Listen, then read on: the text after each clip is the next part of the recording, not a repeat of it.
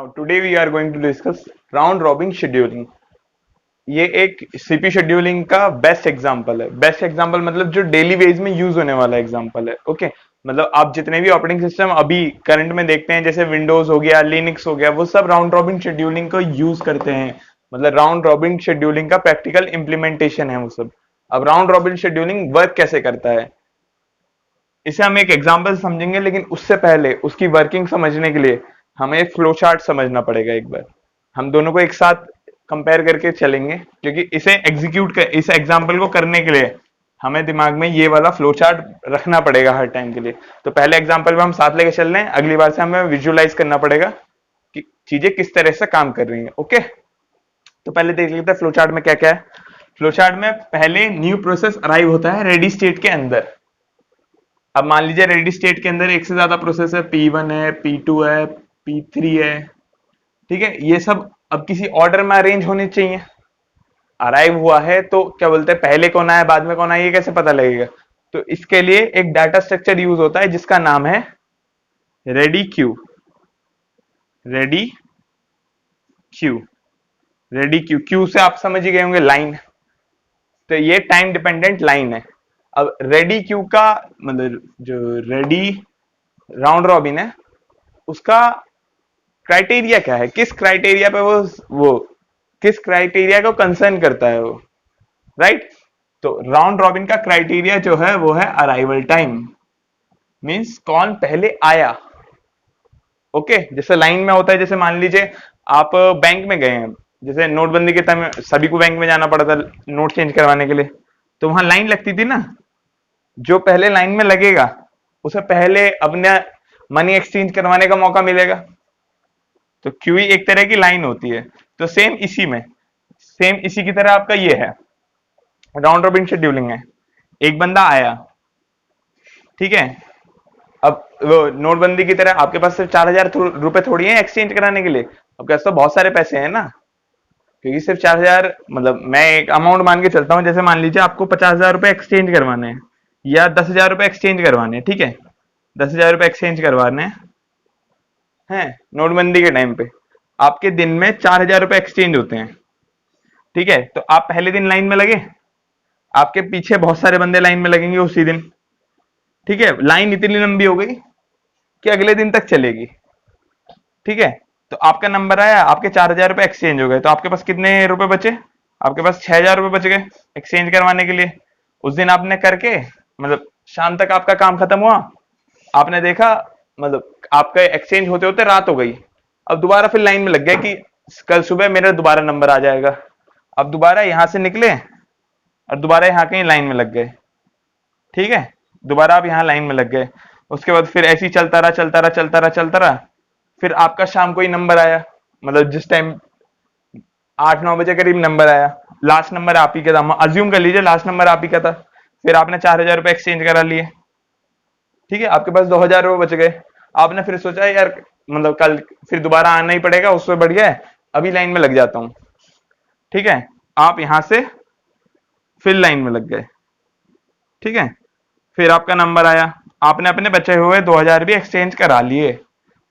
अगर आपके पास 4,000 होते तो आप 4,000 एक्सचेंज करवाते, लेकिन अगर आपके पास 2,000 रुपए तो आप 2,000 रुपए एक्सचेंज करवाएंगे। ओके, तो अब इस वाले एग्जाम्पल को हम मतलब ये प्रैक्टिकल एग्जाम्पल है, हम इसे इस कॉन्सेप्ट से मतलब इस कॉन्सेप्ट से रिलेट करने की कोशिश करते हैं, ठीक है, राइट। जब कोई नया प्रोसेस अराइव हुआ, उसके पास अपना एक टाइम मतलब अपना एक एग्जीक्यूशन टाइम होता है, जितना टाइम उसे चाहिए अपने प्रोग्राम को कंप्लीट करने के लिए। जैसे आपको कुछ अमाउंट रिप्लेस करवाना था, ऐसे उन्हें कुछ टाइम चाहिए होता है अपने वो कोड को एग्जीक्यूट करने के लिए, ठीक है। अपने प्रोग्राम को एग्जीक्यूट करने के लिए उन्हें टाइम चाहिए होता है सीपीयू का। अब वो सीपीयू का टाइम एक बार में नहीं मिल सकता। राउंड रॉबिन कहता है कि सबको मौका मिलना चाहिए। अब से पहले जो आपने एल्गोरिदम देखी थी वो इसे भेजती थी, जो पहले आ गया उसका पूरा कर दो एक बार में। अगर मान लीजिए नोटबंदी में ऐसा होता है, जिसने जो पहले चला गया उसका सारे नोट एक बार में एक्सचेंज कर दो, क्योंकि हमारे पास नोट लिमिटेड थे, नए जो नोट थे वो लिमिटेड थे ना।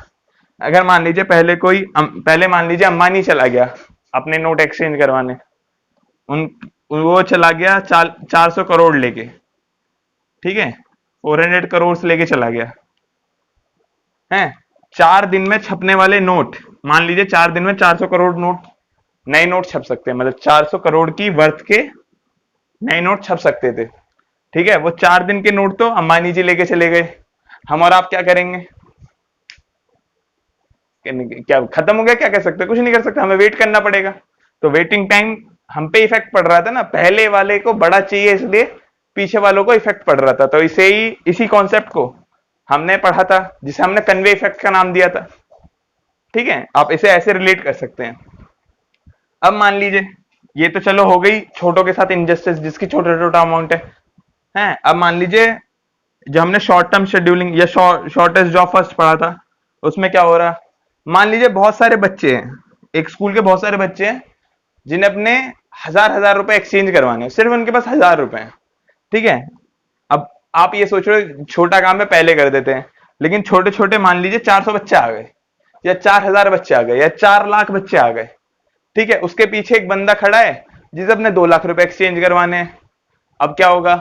अगर मैनेजर ये सोचेगा कि जिसका छोटा अमाउंट है उसे पहले कर दूं, फिर जो पहले आया था, मान लीजिए 2 लाख रुपए वाला बंदा जिसे 2 लाख रुपए एक्सचेंज करवाने थे, वो पहले आया, उसका बहुत जरूरी भी है काम। ठीक है, वो पहले आया, वो यूं आके यूं खड़ा हुआ है, बाकी बच्चों का काम हो ही जा रहा है, हो ही जा रहा है, हो ही जा रहा है। तो क्या हुआ? इसका वेटिंग टाइम बहुत ज्यादा बढ़ गया। जो बंदा पहले आया उसके बावजूद भी उसका वेटिंग टाइम बढ़ रहा है, क्योंकि उसका अमाउंट बढ़ा है। ठीक है, तो यही हमने देखा था शॉर्टेज जॉब फर्स्ट में, कि एक बंदे का अगर वेटिंग टाइम, मतलब एक बंदे का एग्जीक्यूशन टाइम अगर बहुत बड़ा है, तो उसका वेटिंग टाइम अपने आप ही बढ़ रहा है, क्योंकि एल्गोरिदम बोलती है जिसका छोटा काम है वो पहले कर दो। अगर मान लीजिए छोटे छोटे काम लगातार आते चले जाए, आते चले जाए, तो जिसका थोड़ा सा बड़ा काम है उसे तो हमेशा वेटिंग में ही रहना पड़ेगा ना। कोई टाइम तो डिफाइनिट नहीं है ना। मान लीजिए हजार हजार रुपए लेके रोज हर स्कूल का बच्चा आए जा रहा है, कितने सारे स्कूल हैं। नोटबंदी के टाइम पे अगर स्कूल के बच्चे जाते चेंज करवाने, मैं मानता हूं स्कूल के बच्चों को पॉकेट मनी मिलती है, ठीक है, तो 1000 रुपए उनके महीने की पॉकेट मनी है, वो जाके चेंज करवाने के हिसाब से जाते, तो कितने सारे बच्चे जाते। लेकिन अगर मान लीजिए कोई छोटा बिजनेसमैन, उसे अपने 1-2 लाख रुपए चेंज करवाने होते, उसका नहीं होता, उसका वेटिंग टाइम बहुत ज्यादा बढ़ जाता। तो वो प्रॉब्लम हमने देखी थी शॉर्टेज जॉब फर्स्ट में। अब जो एक्चुअल में करा गया था, वो करा गया था राउंड रॉबिन इंप्लीमेंटेशन, कि आप चाहे अमीर हैं या नहीं हैं, आपको बहुत सारे पैसे एक्सचेंज करवाने हैं या छोटे से पैसे एक्सचेंज करवाने हैं, सभी को लाइन में लगना पड़ेगा एक बार में, सबको इक्वली डिस्ट्रीब्यूट होगा जो टाइम है। आप कितना यूज करना चाहते हो वो आपकी मर्जी है, लेकिन जो आपको एलोकेट होगा टाइम का स्लॉट, वो इक्वली होगा। Okay, right. तो सेम उसी की तरह यहाँ मल्टीपल प्रोसेस आते हैं, सब क्यू में लगते चले जाते हैं। यहाँ एक रेडी क्यू मान लो, क्यू आपको पता ही है लाइन होती है, मैं उसे रेडी स्टेट में इसलिए रेडी नाम दे रहा हूं, क्यू का मतलब लाइन होता है। ओके, ये एक डाटा स्ट्रक्चर होता है जो एक लाइन की तरह बिहेव करता है, राइट। ओके, P1 आया, मान लीजिए P1 पहले आया है P1 रेडी स्टेट से नीचे गया, सेलेक्ट हुआ, P1 सेलेक्ट हुआ, रेडी स्टेट से नीचे गया, जाके इसने चेक करा कि उसे जो काम करना है और जितना उसे टाइम मिला हुआ है, मतलब जितने टाइम में उसे वो काम करना है, मान लीजिए आपको एक पन्ना पेज लिखना है पूरा, उसे लिखने में आपको 5 मिनट लगेंगे, आपको पता आपको 5 मिनट लगने वाले हैं, और आपको मिले हैं 3 मिनट। ठीक है, तो आप कंपेयर कर रहे हो, आपको चाहिए थे 5 मिनट, आपको मिल रहे हैं 3 मिनट। ठीक है, तो क्या आप उस 3 मिनट के अंदर अपना पन्ना लिखना कंप्लीट कर सकते हो? नहीं। तो आप 3 मिनट में जितना लिख पाएंगे वो आपने लिख दिया, फिर बचे हुए को छोड़ दिया नेक्स्ट डे के लिए, मतलब नेक्स्ट टाइम जब आपको चीजें मिलेंगी। मान लीजिए एक ही पेन है, एक मतलब जैसे यहां सीपीयू होता है, हम मान लेते एक पेन है, सबके पास कॉपी अपनी अपनी है, लेकिन पेन एक ही है, राइट। तो आपको 3-3 मिनट का टाइम मिल रहा है अपना अपना लेटर लिखने के लिए, ये पन्ना तो आपके पास ही है, तो आप क्या करेंगे? 3 मिनट में आपका लेटर लिखने, आपकी राइटिंग स्पीड थोड़ी सी स्लो है, आप 5 मिनट में एक लेटर लिख सकते हैं। ठीक है, तो आपने 3 मिनट में जितना लिख पाएंगे वो लिख के क्या करेंगे, नेक्स्ट अपने मतलब टर्न का वेट करेंगे ना, कि अब जब दोबारा मुझे पेन मिलेगा तब मैं बचे हुए 2 मिनट का लिख दूंगा। तो आप क्या करेंगे, 3 मिनट का लिख के वापस जाके लाइन में जाके वेट करेंगे अपने टर्न के लिए। ओके, नेक्स्ट से अगर मान लीजिए आपका कोई फ्रेंड है, जो बहुत तेज लिखता है, ठीक है, उसे भी 3 ही मिनट मिलेंगे, लेकिन वो लिख लेता है 2 ही मिनट में। मतलब वो लेटर लिख सकता है 2 ही मिनट में, तो क्या होगा, उसे 2 मिनट चाहिए तो उसे मिले 3 मिनट, तो हाँ वो लिख लेगा, खत्म करके सबमिट करके चला जाएगा।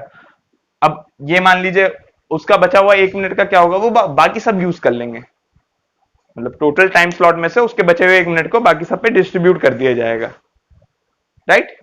तो हमने दो केस देख लिए, एक का एग्जीक्यूशन कंप्लीट नहीं हुआ, एक का टाइम से पहले कंप्लीट हो गया। एक अब मान लो जो एक ऐसी वेरिएशन बन सकती है, एक का एग्जैक्ट टाइम पे कंप्लीट हो, कि मान लीजिए 3 मिनट ही चाहिए, 3 मिनट ही मिले, तो क्या होगा, पूरा टर्मिनेट मतलब पूरा एग्जीक्यूट करेगा और टर्मिनेट कर जाएगा, राइट। मतलब दे के सबमिट चला जाएगा, लेटर दे के अपना सबमिट करके चला जाएगा। लेकिन आपको वेट करना पड़ेगा अपने टर्न के लिए, क्योंकि आपकी राइटिंग स्पीड स्लो है, आपकी राइटिंग स्पीड स्लो है ना, तो आपको वेट करना पड़ेगा अपने नेक्स्ट टर्न के लिए, उसके बचे हुए में आप अपना लिखेंगे। तो सेम ऐसी प्रोसेस और सीपीयू को हम रिलेट करके देखते हैं कि एक प्रोसेस को एक काम करने के लिए 5 यूनिट ऑफ टाइम की जरूरत थी, राइट। उसे मिले 5 यूनिट ऑफ टाइम की जरूरत थी, उसे मिले 3 यूनिट ऑफ टाइम। अब क्या होगा, वो 3 यूनिट ऑफ, अब यहां कंपैरिजन होगा कि क्या जो उसे चाहिए था और जो उसे मिला, उसे चाहिए था 5, उसे मिला 3, ठीक है। क्या वो जो उसे चाहिए था उससे कम है? नहीं, ठीक है। तो क्या करेगा, वो एग्जीक्यूट करेगा प्रोसेस को टाइम क्वांटम के हिसाब से, जैसा कि मैंने बताया था, वो जितना वो लिख सकता है वो लिखेगा और वो बाकी सब मतलब अपने क्यू में जाके दोबारा वेट करेगा। तो ऐसी जितना वो काम कर सकता है वो करेगा, जैसे 3 उसे 5 चाहिए थे, 3 उसने एग्जीक्यूट कर लिए, तो यहां तक तो उसे 5 चाहिए थे, यहां के बाद उसे सिर्फ 2 चाहिए, क्योंकि 3 वो यहां एग्जीक्यूट कर चुका है। अब जैसा कि टाइम क्वांटम एक्सपायर हो चुका है, मतलब जो उसे टाइम मिला था वो खत्म हो चुका है, तो वो दोबारा जाके रेडी क्यू में वेट करेगा। रेडी क्यू में वेट कहां करेगा, यहां करेगा। मतलब आपका टर्न आ गई है, तो अब आपको दोबारा वही चीज चाहिए, तो आप लाइन के बिल्कुल पीछे जाके लगेंगे ना, राइट। तो सिमिलरली P1 यहां जाके अपने टर्न के लिए वेट करेगा। ओके, आई होप आपको ये समझ में आया होगा। तो अब इसी अप्रोच को हम इस एग्जांपल से समझने की कोशिश करते हैं। सारी टर्मिनोलॉजीज में एक बार रिपीट कर देता हूं। एक रेडी क्यू होगा, ठीक है, सीपीयू टाइम, जिसे हम बस टाइम भी बोल रहे हैं, मतलब बस टाइम बोल रहे हैं, जो टाइम रिक्वायर्ड है एग्जीक्यूट करने के लिए। टाइम क्वांटम जो मिला आपको एक स्लॉट में, मतलब एक टाइम स्लॉट में कितना टाइम आपको एलोकेट हुआ है। ओके, तो ये टर्मिनोलॉजी गिवन है, एक एग्जांपल गिवन है, हमें फाइंड करना है एवरेज टर्न अराउंड टाइम और एवरेज वेटिंग टाइम, राइट। हमें टाइम क्वांटम गिवन है 2 यूनिट ऑफ टाइम। ओके, ये आपको 6 प्रोसेस का डाटा गिवन है, आपको एवरेज वेटिंग टाइम और average turn around time calculate करना है। तो हम पहले एक रेडी क्यू ले लेते हैं और एक ज्ञान चार्ट ले लेते हैं। ज्ञान चार्ट आपको पता होना चाहिए, क्योंकि मैं मेरे हिसाब से मैं इनफ एग्जांपल करा रहा हूं ताकि आपको कोई भी टर्मिनोलॉजी रटनी ना पड़े, आप इतनी बार प्रैक्टिस करें कि आपको याद हो जाए। ज्ञान चार्ट एक टाइम रिप्रेजेंटेशन है सीपीयू की, मतलब जो रिप्रेजेंट करता है किस पॉइंट ऑफ टाइम पे कौन सा प्रोसेस को सीपीयू एलोकेट हुआ था। Okay, right. तो अब अराइवल टाइम से चेक करते हैं, क्योंकि हमने क्राइटेरिया बता दिया अराइवल टाइम। अब आपके दिमाग में एक और आना चाहिए, जैसे मैं बता ही रहा हूं कि ये मतलब ये ऑब्वियस सा है कि इसका मोड क्या है, लेकिन आप लिख सकते हैं, लेकिन ये ऑब्वियस है क्योंकि प्रियम्पशन में दिखा रहा हूं, तो इसका जो मोड है वो है प्रियम्पशन। ओके, मतलब प्रियम्पटिव मोड में अप्लाई होता है, राइट। ओके, तो रेडी क्यू में टाइम 0 पे कौन कौन से प्रोसेस अवेलेबल है, मतलब टाइम 0 पे कौन कौन से प्रोसेस रेडी स्टेट में आए हैं, तो सिर्फ P1 आया है। ओके, तो ज्ञान चार्ट में सिर्फ P1 है, P1 को एलोकेट हो गया। टाइम क्वांटम कितना हमारे पास गिवन है, 2, तो 0 से 2 तक एग्जीक्यूट होगा, इसका कितना बच गया, 2, ठीक है। अब टाइम 2 तक, मतलब जब ये यहां एग्जीक्यूशन हो रहा है, जब ये यहां एग्जीक्यूशन हो रहा है 3 के लिए, तब तक और प्रोसेस तो अराइव हो सकते हैं ना लाइन में, राइट। मतलब और प्रोसेस तो अराइव हो सकते हैं लाइन में। जैसे मान लीजिए यहां P0 मतलब P1 था, टाइम 2 तक उसे सीपीयू मिला, इतनी देर में और कौन कौन से प्रोसेस जो है वो लाइन में लग गए, मतलब रेडी क्यू के अंदर लग गए, तो वो लगे P2 and P3। Okay, P2 and P3। अब टाइम 2 पे, टाइम 2 के बाद ये गया है, मतलब एग्जैक्ट 2 पॉइंट के बाद गया है, तो 2 तक तो ये आ चुका था, तो P1 को जगह कहां मिलेगी, वो यहां मिलेगी। ओके, ये पहली बार एग्जीक्यूट हो चुका है, मतलब लाइन से यहां से कट चुका है। मैं मान रहा हूं यहां CPU है, तो ये एग्जीक्यूट हो चुका है। अब ये CPU यहां मूव कर जाएगा, अब लाइन के पीछे जाके लगेगा। ओके, अब किसको मिलेगा CPU, किसको मिलेगा, मिलेगा P2 को, राइट। तो P2 यहां आएगा, दो दो टाइम क्वांटम ही इसको भी एलोकेट होंगे, ये दो को एग्जीक्यूट करेगा यहां और फिर दोबारा लाइन में जाके लग जाएगा। ओके, तो 4 तक। अब टाइम स्टेट, क्योंकि दो दो दो यूनिट ऑफ टाइम P1 को मिला, 2 यूनिट ऑफ टाइम P2 को मिला, ठीक है। अब टाइम 4 तक कौन कौन से प्रोसेस हैं जो अराइव हो गए थे, P4 and P5, P4 and P5। अब उसके बाद P2 यहां जाके लाइन में लग जाएगा, राइट। ओके, देन अब नेक्स्ट किसको मिलेगा, CPU मिलेगा P3 को। ओके, P3 को मिला, P3 को कब तक मिलेगा, 2 यूनिट चाहिए थे, 2 यूनिट मिले तो उसका एग्जीक्यूशन कंप्लीट हो गया। अब जब एग्जीक्यूशन कंप्लीट हो गया तो वो लाइन में क्यों लगेगा, उसका काम कंप्लीट हो चुका है, तो वो सीधा अपना बस टाइम एग्जीक्यूट करके टर्मिनेट कर जाएगा, राइट। तो यहां वो टर्मिनेट हो गया, ओके, राइट। तो अब वो क्यू के अंदर नहीं लगेगा, लेकिन टाइम 6 तक कौन कौन से प्रोसेस अराइव हुए वो तो आएंगे ही।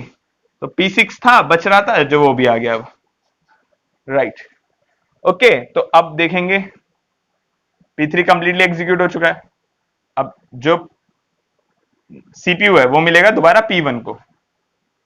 ये समझ गए ना P1 को क्यों मिला, क्योंकि P1 लाइन में लगा हुआ था, तो उससे तो P1 को 2 यूनिट चाहिए बची थी उसके करने के लिए, 2 यूनिट से मिली, तो P1 अपना एग्जीक्यूट करके टर्मिनेट कर जाएगा। Okay, right. तो अब वो दोबारा लाइन में नहीं लगेगा।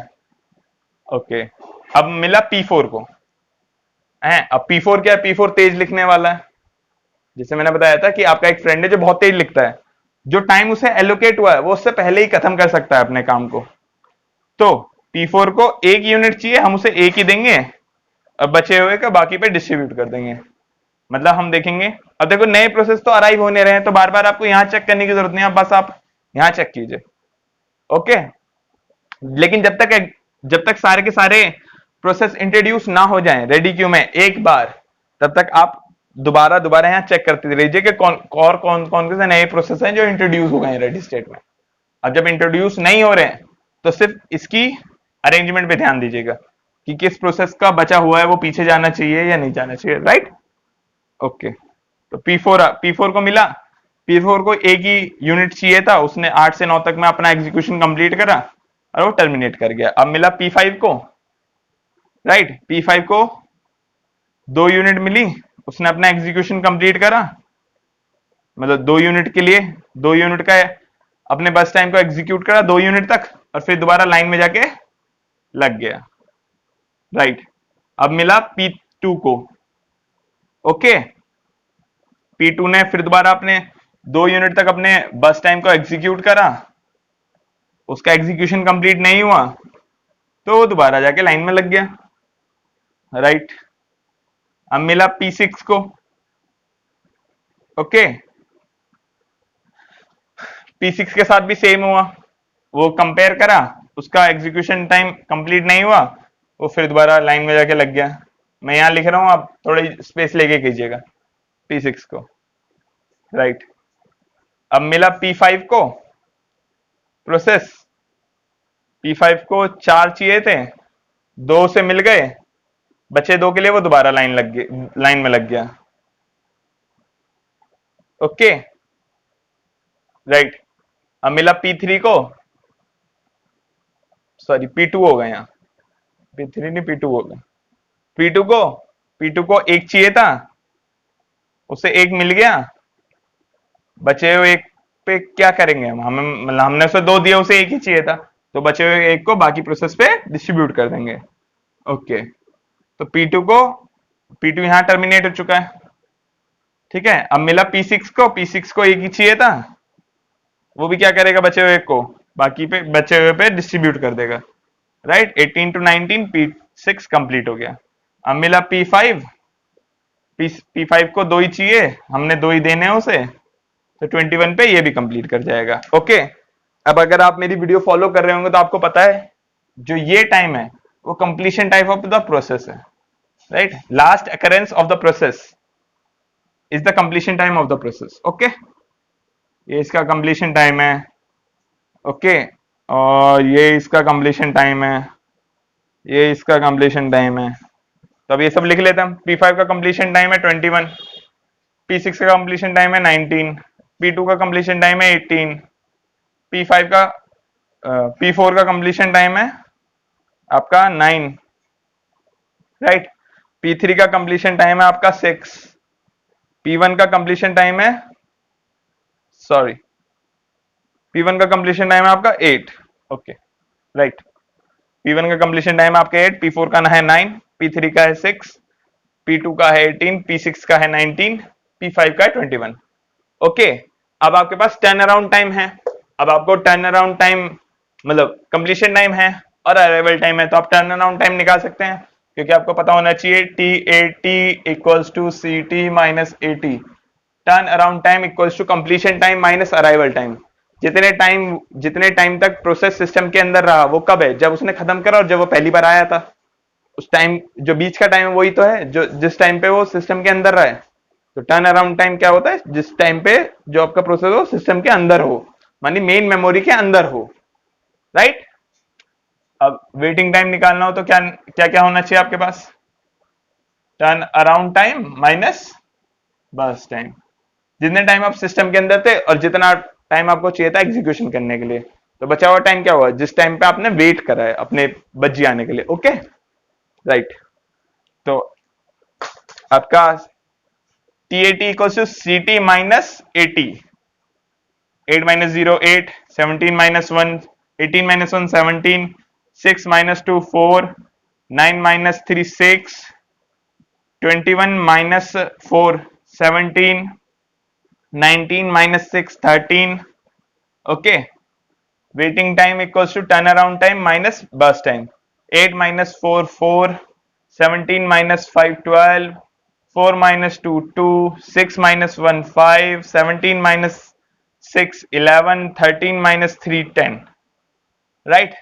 अब आपको एवरेज निकालना आता ही होगा, बाकी आप चाहेंगे तो मैं कर दूंगा, लेकिन मैं ये चाहूंगा कि आप खुद कैलकुलेट करें, क्योंकि जितनी बार आप खुद कैलकुलेट करेंगे, हाथ से एडिशन और डिवीजन करेंगे, उतनी आपकी प्रैक्टिस अच्छी होगी। और जैसा कि मैंने बताया ही होगा, गेट एक CCL एग्जाम है, right, concept calculation and logic. अगर आप हमारी वीडियो फॉलो करेंगे तो आपका कॉन्सेप्ट बिल्ड होगा। ओके, और 70% लॉजिक भी आपका बिल्ड हो जाएगा, क्योंकि हम वैरायटी ऑफ एग्जाम्पल आपके करवाएंगे जिससे आपका बेसिक लॉजिक बिल्ड होगा। बचा हुआ 30% लॉजिक और कैलकुलेशन पे आपको अपने एंड पे वर्क करना होगा, राइट। कैलकुलेशन कैसे तेज करनी है, गेट में आपका कैलकुलेटर अलाउड है, लेकिन अगर आप एडिशन करने के लिए भी कैलकुलेटर यूज करेंगे तो आपका वेस्टेज ऑफ टाइम है, क्योंकि वहां कैलकुलेटर आपका फिजिकल नहीं होगा, साइंटिफिक कैलकुलेटर होगा, वो भी कंप्यूटर के अंदर। आपको हर की को प्रेस करने के लिए माउस उस की के ऊपर लेके जाना पड़ेगा और क्लिक करना पड़ेगा, जो कि बहुत ज्यादा टाइम कंज्यूम करेगा। उससे तेज अगर आप मैनुअल कैलकुलेशन पे काम करेंगे, मतलब माउस तेज चलाने से ज्यादा अगर आप मैनुअल कैलकुलेशन में काम करेंगे तो आपके लिए ज्यादा फायदेमंद होगा, राइट। बाकी हम आप इसे ऐड कर दीजिए और 6 से डिवाइड कर लीजिएगा, क्योंकि टोटल नंबर ऑफ प्रोसेस कितने हैं, 6। सिमिलरली इन्हें ऐड कीजिए और 6 से डिवाइड कर लीजिएगा, right. Okay, take another example of ready queue, please note it down, right. Okay, you have to calculate average turnaround time and average waiting time. The time quantum is given is 3. Okay, the criteria of algorithm and the mode of algorithm is given. Okay, right. What is waiting time and what is turnaround time? You have see that. Okay, right. So make a Gantt chart. As you know, Gantt chart is a time representation of CPU.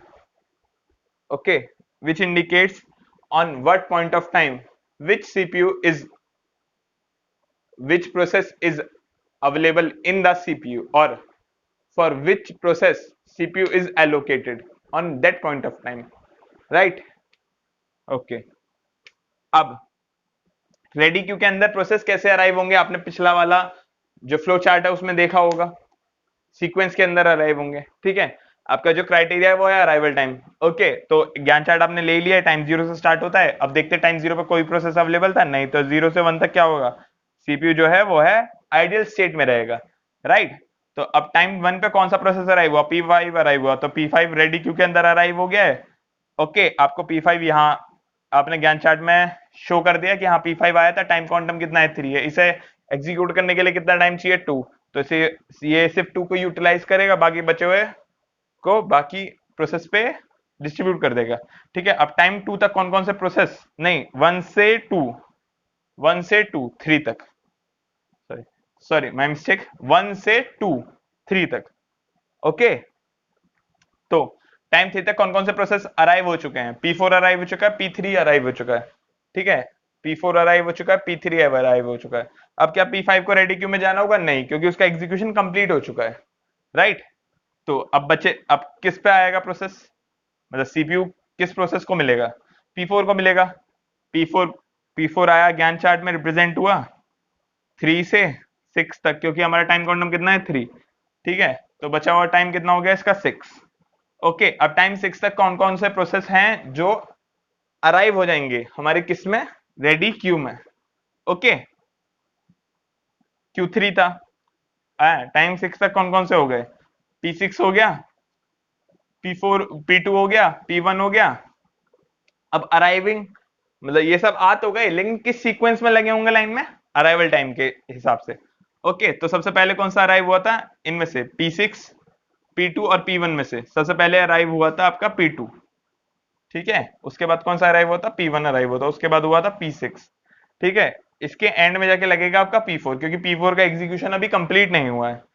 उसके बाद next CPU किस process को allocate होगा, CPU allocate होगा P3 को, right.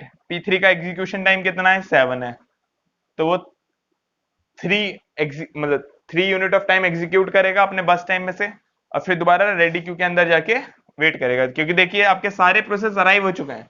अब आपको बार बार check करने की जरूरत नहीं है कौन कौन सा प्रोसेस अराइव हुआ है या नहीं हुआ है। ओके, तो P3 आपका यहाँ जाके वेट करेगा, 9 तक एग्जीक्यूट हुआ। उसके बाद जो प्रोसेस, जिस प्रोसेस को सीपीयू अलाउड होगा, मतलब एलोकेट होगा, वो है P2। P2 को एलोकेट हुआ, P2 ने अपना 3 यूनिट ऑफ टाइम एग्जीक्यूट करा। ओके, बचा कितना उसका 3, दोबारा जाके रेडी क्यू में लग गया, मतलब लाइन में जाके पीछे लग गया। ओके, उसके बाद सीपीयू एलोकेट हुआ P1 को, P1 ने फिर दोबारा अपना P1 ने अपना 3 यूनिट ऑफ टाइम एग्जीक्यूट करा, उसके बाद वो भी पीछे लाइन में जाके लग गया, राइट। उसके बाद किसको मिला भाई, सीपीयू मिला P6 को, P6 ने अपना 3 यूनिट ऑफ टाइम एग्जीक्यूट करा, उसका एग्जीक्यूशन कंप्लीट हो गया, तो वो टर्मिनेट कर गया। अब वो पीछे जाके लाइन में लगेगा क्या, नहीं, जरूरत ही नहीं है, उसका एग्जीक्यूशन कंप्लीट हो चुका है, राइट। ओके, नेक्स्टली किसे मिला, P4 को मिला। P4 का कितना था, मतलब 6 बचा था, उसने 3 और एग्जीक्यूट कर लिया, बचा 3, तो दोबारा जाके लाइन में लग गया। ओके, यहाँ आप रिप्रेजेंट करना मत भूलिएगा, तीनों जगह कीजिए, यहाँ रेडी क्यू और फिर ज्ञान चार्ट। ओके, तो 27 और 3 21, मतलब 18 और 3 21। ओके, वो पीछे जाके लाइन में लग गया। अब किसको मिला, सीपीयू मिला P3 को, P3 का एग्जीक्यूशन टाइम कितना बचा है, 3 बचा है, तो क्या होगा, वो टर्मिनेट कर जाएगा। ओके, P3 को मिला तो वो रेडी क्यू में जाके लगेगा क्या, नहीं, क्योंकि P3 को मिला, P3 ने 3 को यूटिलाइज करा और टर्मिनेट कर गया। ओके, तो 24 पे P3 टर्मिनेट कर गया। उसके बाद किसे मिला सीपीयू, सीपीयू मिला पी टू को, पी टू को कितना चाहिए था, 3 ही चाहिए था भाई, उसने कंप्लीट करा अपना एग्जीक्यूशन और वो पीछे जाके अब लाइन में लगेगा क्या, नहीं लगेगा, क्योंकि टाइम एग्जीक्यूशन जो है वो कंप्लीट हो चुका है तो टर्मिनेट कर गया। ओके, तो लाइन में नहीं लगेगा। अब किसको मिला सीपीयू, सीपीयू मिला पी1 को, पी1 गया, पी1 को कितना टाइम चाहिए, 2 चाहिए, उसे मिला कितना, 3, तो क्या करेगा, 2 को यूटिलाइज करेगा, 1 को डिस्ट्रीब्यूट कर देगा, राइट। तो 29 तक उसने यूटिलाइज करा, बचे हुए प्रोसेस पे डिस्ट्रीब्यूट कर देगा। अब बचा पी4, पी4 का एग्जीक्यूशन टाइम कितना बचा है भाई, 3 बचा है, 3 को टर्मिन खत्म करेगा। अब पीछे जाके लाइन में लगेगा क्या दोबारा, नहीं लगेगा। क्यों, ये मत सोचिएगा अकेला है इसलिए लाइन में नहीं लगेगा, इसलिए क्योंकि उसका टर्मिनेशन कंप्लीट हो चुका है, राइट। एक लाइन लिखिए नोट करके, round rob in special case of round robin the single process can context switch by itself when the time quantum expires. okay, मतलब अगर आपके रेडी क्यू में एक इकलौता प्रोसेस ही है और कोई प्रोसेस अराइव भी नहीं होने वाला है, तब भी कॉन्टेक्ट स्विचिंग परफॉर्म होगी। अगर आप मतलब एक क्वेश्चन है जिसमें कॉन्टेक्ट स्विचिंग का एक टाइम गिवन है और एक ही प्रोसेस है, तो आपको कॉन्टेक्ट स्विचिंग का टाइम भी कैलकुलेट करना होगा, क्योंकि कॉन्टेक्ट स्विचिंग उसी से परफॉर्म हो रही है, मतलब वही पहले सेव हो रहा है, फिर दोबारा वही प्रोसेस लोड भी हो रहा है सीपीयू के अंदर ही। ओके, तो ये नोट करके लिख लीजिएगा, थ्योरेटिकल क्वेश्चन भी बन सकता है, न्यूमेरिकल क्वेश्चन भी आ सकता है, ठीक है। थ्योरेटिकल क्वेश्चन क्या बन सकता है, special case of round robin, ठीक है। और न्यूमेरिकल क्वेश्चन मान लीजिए कॉन्टेक्ट स्विचिंग का एक टाइम दे दिया, राउंड रॉबिन अप्लाई करने के लिए दे दिया, टाइम क्वांटम एक स्पेसिफाई कर दिया, तो ये बता दिया कितनी देर में था, मतलब एक प्रोसेस है उसका एग्जीक्यूशन कंप्लीट हो गया, कोई बड़ा सा केस सिनेरियो बना दिया उसने, ठीक है। तो दोनों ही तरह के क्वेश्चन पॉसिबल है, आप नोट करके इस पॉइंट को लिख लीजिए कि राउंड रॉबिन एक स्पेशल केस है जहां एक प्रोसेस अपने आप को ही प्रीएम्प्ट कर सकता है, मतलब कॉन्टेक्ट स्विचिंग परफॉर्म हो सकती है सिंगल प्रोसेस पर भी। Okay, right. तो P3 मिला, मतलब P4 यहां आया, P4 अकेला था इसलिए वो लाइन में नहीं लगेगा, ऐसा नहीं है, P4 का एग्जीक्यूशन टाइम खत्म हो चुका है, ठीक है, इसलिए वो उसे लाइन में लगने की जरूरत नहीं है, ठीक है। 29 और 32, 3 था, 3 यहां हो गया, तो ये सब अब आपको पता होना चाहिए, ये सब क्या है, ये सब है कंप्लीशन टाइम प्रोसेस के। ओके, लास्ट अकरेंस जो हो ज्ञान चार्ट में, उसके राइट में जो टाइम गिवन हो वो है कंप्लीशन टाइम प्रोसेस का। ओके, तो अब आप यहां लिखते चलिए, P6 का ये रहा, P5 का ये रहा, ठीक है, 5 6 3 2 1 4। ओके, तो P4 का एग्जीक्यूशन मतलब टर्मिनेशन टाइम है आपका 32, मतलब टर्मिनेशन मतलब कंप्लीशन टाइम, राइट। P1 का कंप्लीशन टाइम है 29, P2 का कंप्लीशन टाइम है 27, P3 का कंप्लीशन टाइम है 24, P6 का कंप्लीशन टाइम है आपका 18, P5 का कंप्लीशन टाइम है 3। अब क्या करना है भाई, अब करना है अपने को टीएटी कैलकुलेट करना है, ठीक है। तो टीएटी कैसे कैलकुलेट करेंगे, टीएटी कैलकुलेट करेंगे completion time minus arrival time, यहां फॉर्मूला गिवन भी है आपको, completion time minus arrival time. Okay, अब आपको निकालना एवरेज, तो सारी वैल्यूज को फाइंड कीजिए, सम कीजिए, डिवाइड बाय काउंट कर दीजिए, एवरेज निकल जाएगा। तो मैं वैल्यूज को फाइंड कर देता हूं, सम और डिवाइड आप कीजिएगा। ओके, 29 माइनस 5 कितना हो गया भाई, 24 हो गया, 27 माइनस 3 कितना हो गया भाई, 23 हो गया, 24 माइनस 3 कितना हो गया भाई, 21 हो गया, 32 माइनस 2 कितना हो गया भाई, 30 हो गया, 3 माइनस 1 कितना हो गया भाई, 2 हो गया, 18 माइनस 6 कितना हो गया भाई, 12 हो गया। ओके, उसके बाद अब आपको निकालना है वेटिंग टाइम। वेटिंग टाइम कैसे निकलेगा, turn around time minus burst time. Turn around time आपने निकाल लिया, बर्स्ट टाइम आपको गिवन था, चलो भाई कैलकुलेट कर लेते हैं। 24 माइनस 5 कितना हो गया, 19 हो गया भाई। ओके, 19 सही से लिख देता हूँ मैं, 19 हो गया। ओके, 26 मतलब 23 माइनस 6, ठीक है, 23 माइनस 6 कितना हो गया भाई, ये आपका तीन यहाँ चला गया, तीन वहां बच गया, 17 हो गया, ठीक है। 21 माइनस 7 कितना हो गया भाई, 14 हो गया। 30 माइनस 9 कितना हो गया भाई, 21 हो गया। 2 माइनस 2 कितना हो गया भाई, 0 हो गया। 12 माइनस 3 कितना हो गया भाई, 9 हो गया। ओके, ये सब इंडिविजुअल प्रोसेस के वेटिंग टाइम। अब आपको एवरेज निकालना है, क्या करना है, सबका सम करना है, डिवाइड बाय काउंट कर देना है। काउंट कितना है, 6 है। ओके, तो ये सब काम आप मतलब अपने एंड पे कीजिए, और कैलकुलेटर से मत कीजिए, खुद हाथ से सम कीजिए, और डिवाइड कीजिए। जितनी आप प्रैक्टिस करेंगे उतनी आपकी स्पीड बढ़ेगी, right. Take this points, make a note, okay, right. In the round robin algo, if time quantum is less, then the context switchings will increase and response time will decrease. Okay, अगर मान लीजिए आपका ये time stream है, आपने बहुत छोटे छोटे टाइम क्वांटम काट रखे हैं, मतलब बहुत छोटा टाइम स्लाइस दे रखा है, तो क्या होगा, अगर मान लीजिए आपके पास 5 प्रोसेस हैं, तो 5 टाइम स्लाइस के बाद हर एक प्रोसेस का थोड़ा थोड़ा काम कंप्लीट हो चुका होगा, ठीक है। तो जो फर्स्ट रिस्पॉन्स है वो सबका आ चुका होगा थोड़ा थोड़ा, तो क्या होगा, रिस्पॉन्स टाइम है वो घट जाएगा, ऑल ओवर रिस्पॉन्स टाइम है वो घट जाएगा, क्योंकि रिस्पॉन्स टाइम क्या होता है, रिस्पॉन्स टाइम है first response minus arrival time, okay, right. और अगर मान फर्स्ट ये तो जो आपका रिस्पॉन्स टाइम है वो तो घट जाएगा, लेकिन उसके ड्रॉबैक क्या होंगे, उसके ड्रॉबैक ये होंगे, जो आपका कॉन्टेक्ट स्विचिंग है,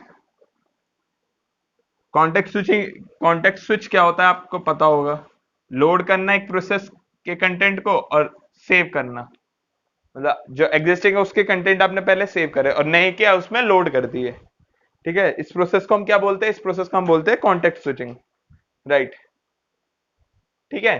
तो ये मैंने आपको बताया था कि ये सिस्टम के ऊपर एक ओवरहेड होती है, बार बार आप सेव कर रहे हो, लोड कर रहे हो, इस टाइम मतलब जब आप सेव और लोड कर रहे हो तब सीपीयू का कर रहे हो, सीपीयू आइडियल है, कुछ नहीं कर रहे हो, फ्री है, ठीक है। तो उस वो अगर आप मान लो बार बार आप लोड सेव कर रहे हो, अगर मान लो लोड सेव करने का टाइम भी कुछ टाइम तो लग रहा होगा ना, उसमें लोड और सेव करने में कुछ ना कुछ टाइम तो लग रहा होगा, नेग्लिजिबल तो नहीं है।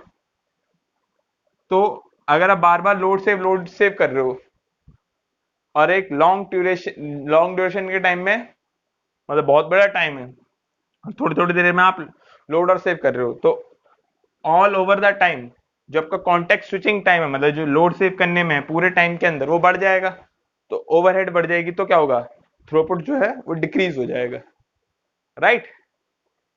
तो हम कॉन्टेक्स्ट स्विचिंग को, मतलब जो हमारा टाइम क्वांटम है उसे बहुत छोटा नहीं रख सकते, जो टाइम क्वांटम है उसे हम बहुत ज्यादा छोटा नहीं रख सकते, ठीक है।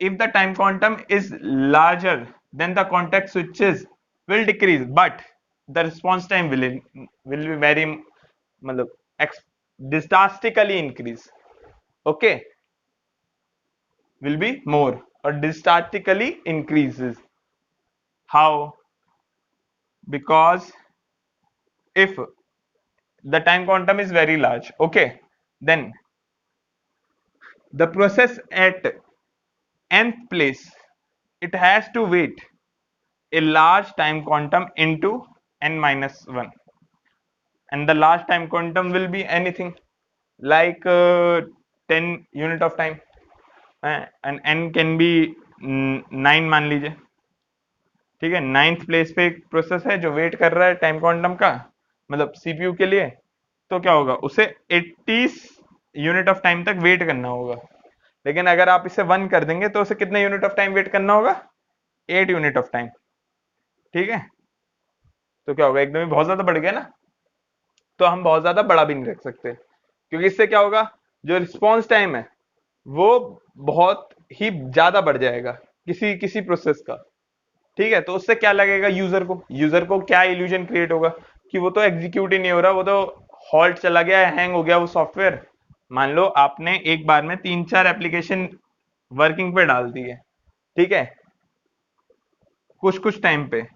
अब आप राउंड रॉबिन, जैसे मैंने बताया करंटली यूज होता है राउंड रॉबिन, तो होगा क्या, इस प्रोसेस तक आते आते आपका मतलब मान लीजिए 1 मिनट टाइम हो गया, आपने देखा थोड़ा थोड़ा इनमें तो काम होगा, इसमें बहुत ज्यादा काम हो गया, इसमें भी काम हो गया, इसमें थोड़ा बहुत हो गया, लेकिन इसमें बिल्कुल भी नहीं हुआ, तो आप क्या करोगे, उसके पास अभी सीपीयू पहुंचा ही है और आपने क्या करा, सीपीयू में जैसे मतलब आप अगर आप मान लीजिए आपके कोई एप्लीकेशन नहीं चलेगा, हम क्या करते हैं, कंट्रोल एल्ट प्लस डिलीट है, या फिर अगर अगर आप एंड्रॉइड यूज कर रहे हैं तो उसमें आप क्या करते हैं, टास्क मैनेजर में आते हैं, क्लीन कर देते हैं उसे, फिर दोबारा स्टार्ट करते हैं, ठीक है, फिर दोबारा वो रेडी स्टेट में आएगा आगे कहीं।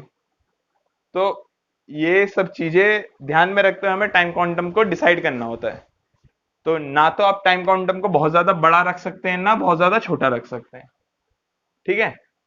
If the time quantum is larger than all the bus time then round robin behaves like FCFS। अगर जो टाइम क्वांटम है वो सभी बस टाइम से बड़ा है, मतलब मान लीजिए जो आप टाइम एलोकेट करवा रहे हैं एक टाइम स्लाइस के अंदर, वो किसी की भी मतलब सभी की रिक्वायरमेंट से छोटा है, मतलब बड़ा है, सॉरी, मतलब सभी की रिक्वायरमेंट उससे छोटी छोटी है, ठीक है। तो वो बिहेव करेगा आपका FCFS की तरह, राइट। ओके, क्योंकि FCFS का भी मोड क्या है, नॉन प्रीएम्प्टिव है, लेकिन क्राइटेरिया क्या है 80। राउंड रॉबिन का क्राइटेरिया क्या है 80।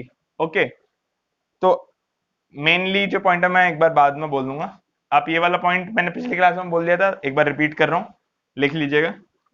If the same process change this state then consider it as a context switching.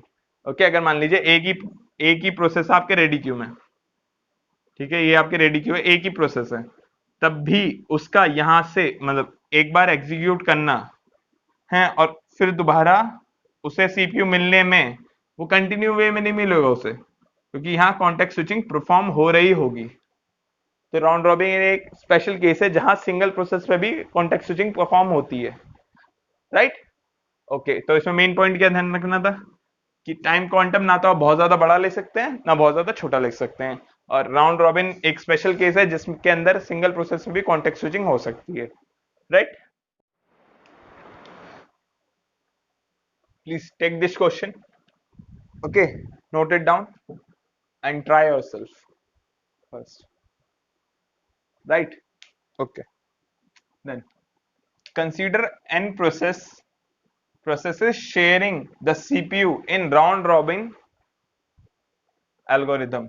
The context switching time is s। okay, context switching time दे रखा है आपको ऐसी यूनिट ऑफ टाइम, ठीक है। then what must be the time quantum पूछ रखा है q, what must be the time quantum q such that the number of reduced such that the context switching is reduced, the number of context switching is reduced, but at the same time each process is guaranteed to get its turn at the CPU after every t second।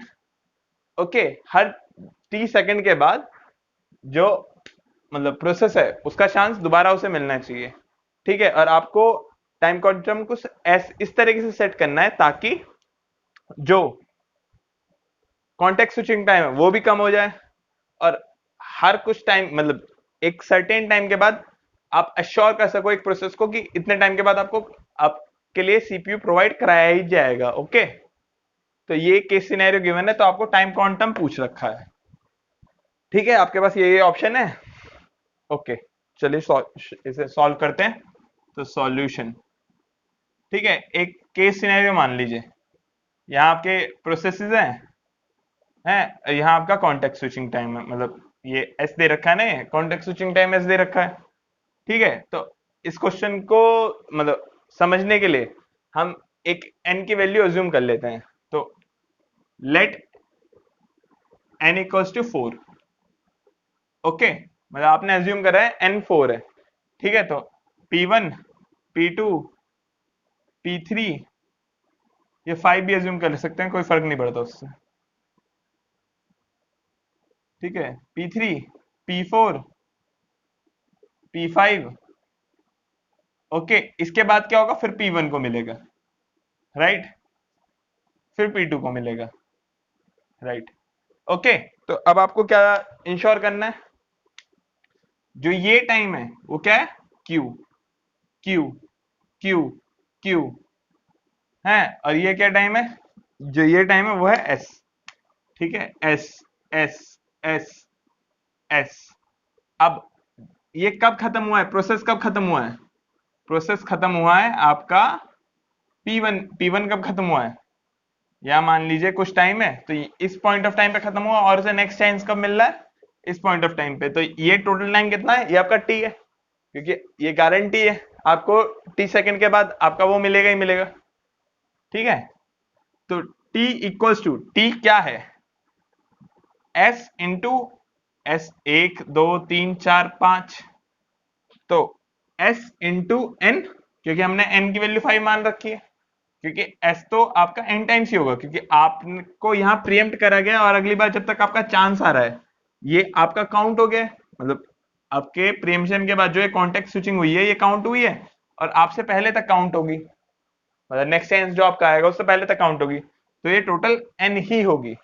Okay, तो n s into n plus, अब क्या होगा, जो time quantum होगा, मतलब आप अगर मान लीजिए टोटल n प्रोसेस है, आप अभी अभी एग्जीक्यूट करके गए तो आपका टाइम मतलब कितनी देर बाद आएगा, n-1 टाइम क्वांटम के बाद आएगा, क्योंकि आपके पीछे जो n-1 बंदे खड़े थे उनके बाद ही तो आपका नंबर दोबारा लगेगा ना, उन सबके एग्जीक्यूशन टाइम के लिए, मतलब उन्हें जो टाइम स्लॉट मिला है उन सबके बाद ही तो आपको आपका नंबर दोबारा मिलेगा ना करने के लिए। तो n-1 इंटू क्या, क्यू। तो ये रिलेशन आपने फाइंड करी है इस स्टेटमेंट से।